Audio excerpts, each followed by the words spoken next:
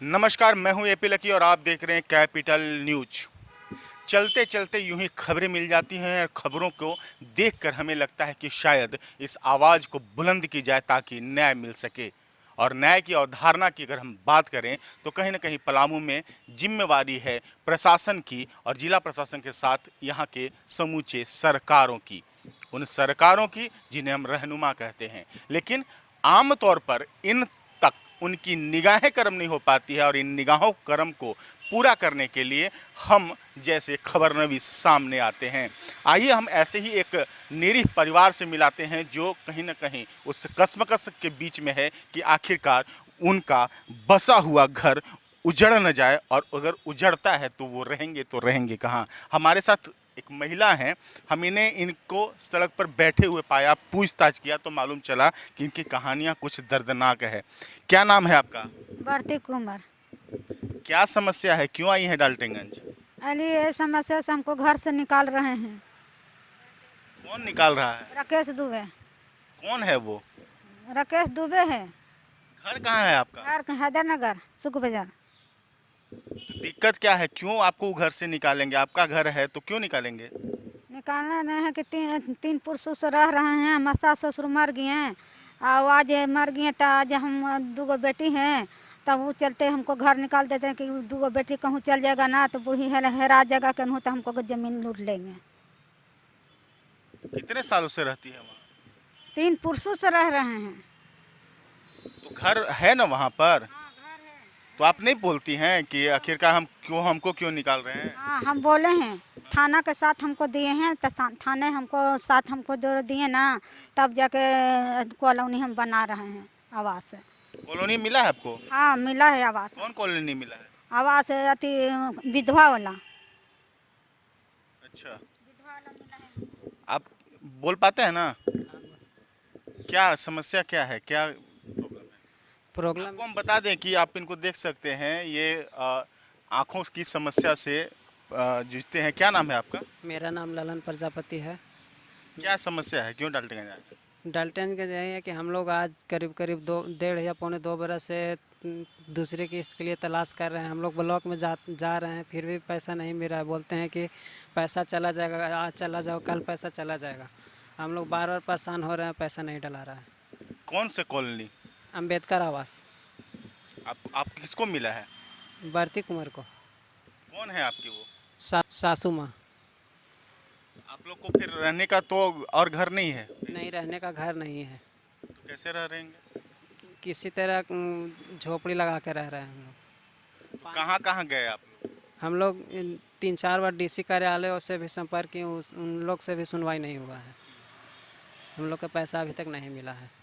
तो पहला किस्त बना लिए हैं? हाँ, पहला किस्त मिल गया है, डोर लेवल तक हो गया है।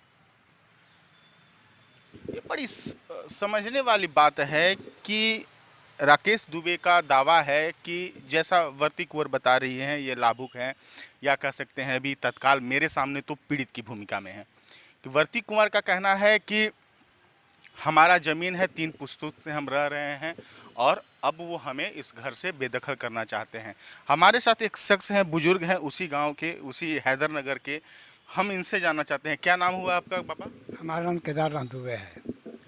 ये जो पीड़ित परिवार है, इनकी समस्या आखिरकार क्या है? इनकी समस्या है कि ये हमारे परबाबा लोग इनको बसाए हैं, ये 3 पुरुष है उसमें रह रहे हैं। लेकिन आज जो है सो कामता दुबे और कामता दुबे का लड़का राकेश दुबे, ये दोनों मिल करके अब कहते हैं कि भाई अब तुम लोग जो है सो हमको छोड़ दो, हमारा घर है ना, और ज़बरदस्ती छोड़ाना चाहते हैं। यद्यपि इनको रहने का अब कहीं जगह नहीं है, उस घर के अलावे कहीं जगह नहीं है। तो जब इनको दिया गया होगा तो इनके नाम पर कुछ लिखित होगा ना? बात ये उसमें लिखित कुछ चलता नहीं था, लिखित कुछ भी नहीं चलता था, और इसी आधार पर लोग रह रहे थे और आज तक रहते आ रहे हैं। क्यों इन लोगों को क्यों बसाया गया था? क्या इसके पीछे सामाजिक क्या परिदृश्य था? मजदूरा बना करके मजदूरा का काम करते थे, हलवाहा का काम करते थे, हमारा हल जोतते थे, और उसी के लिए या बंधुआ मजदूर कहिए आज के ज़माने में, इस तरह से वो रहते थे और हमारा काम करते थे बस। आपको जानकारी के लिए हम बता दें, अब इनकी बातों सुन के थोड़ी समझ में हमें भी आ रही है कि पलामू घर के अलावे कहीं जगह नहीं है। तो जब इनको दिया गया होगा तो इनके नाम पर कुछ लिखित होगा ना। बात ये उसमें लिखित कुछ चलता नहीं था, लिखित कुछ भी नहीं चलता था, और इसी आधार पर लोग रह रहे थे और आज तक रहते आ रहे हैं। क्यों इन इन लोगों को क्यों बसाया गया था? क्या इसके पीछे सामाजिक क्या परिदृश्य था? मजदूरा बना करके मजदूरा का काम करते थे, हलवाहा का काम करते थे, हमारा हल जोतते थे, और उसी और के लिए या बंधुआ मजदूर कहिए आज के ज़माने में, इस तरह से वो रहते थे और हमारा काम करते थे बस। आपको जानकारी के लिए हम बता दें, अब इनकी बातों सुन के थोड़ी समझ में हमें भी आ रही है कि पलामू में अगर क्षेत्रीय अगर भाषा आप समझते हैं तो पचपौनिया जो आप शादी वगैरह में या किसी भी कर्म में आपको इस्तेमाल होता है कि उन जाति के लोग जैसे धोबी, नाई, कुम्हार, ये सब उन सब का इस्तेमाल सामाजिक जो व्यवस्थाएं हैं उन व्यवस्थाओं में उनका इस्तेमाल किया जाता है और उनको बसाया जाता था। जमींदार जो बड़े घराने के लोग होते थे वो उनको बसाते थे और उनका सहयोग लेते थे, हर रूप में वो उनके काम आते थे। इन व्यवस्थाओं को अब जब धीरे धीरे अब भौतिकवादी युग आ गया तो अब कहीं कहीं बदलाव आया है। क्या लगता है इसके पीछे क्या मंशा है हो सकती है? क्योंकि आप कहीं ना कहीं अगर उस परिवार के हैं तो आपको भी झेलना पड़ता होगा कि विरोध कर रहे हैं अपने परिवार के साथ में होकर दूसरे को। झेलना पड़ता है, झेलना पड़ता है, लेकिन सच्चाई सच्चाई है। मानवीय संवेदना कोई चीज़ होती है, मानवीय संवेदना के खिलाफ आदमी को नहीं चलना चाहिए। यह मानवीय संवेदना के खिलाफ काम हो रहा है, ऐसा नहीं होना चाहिए। ये सोचने का विषय है ना कि अगर अंबेडकर आवास निकला होगा और प्रथम किस्त मिली होगी और दूसरी किस्त बाकी है तो प्रशासन ने तो जांच पड़ताल करके ही अंबेडकर आवास दी होगी। निश्चित जांच पड़ताल करके ही दिया गया था, लेकिन बाद में उनके मन में इस तरह की बात आ गई कि अभी से इसको रोक दिया जाए, क्या अम्बेडकर दावा बन जाएगा तब तो इसका दावा हो जाएगा, फिर हम कुछ कर नहीं सकेंगे, लाचार हो जाएंगे। उस लाचारी को मद्देनज़र रखते हुए बनावटी केस बना करके कि हम किराए पर इसको रखे हैं। अच्छा, केस भी किए हैं SDO ऑफिस किराए पर केस की बात, लेकिन किराया अब देखने की चीज़ है। किराया से अगर गौर कर अगर लड़ने वाली बात अगर होती, नहीं इसका शक्ति होती। गाँव में इस तरह के और भी लोग बसाए गए हैं।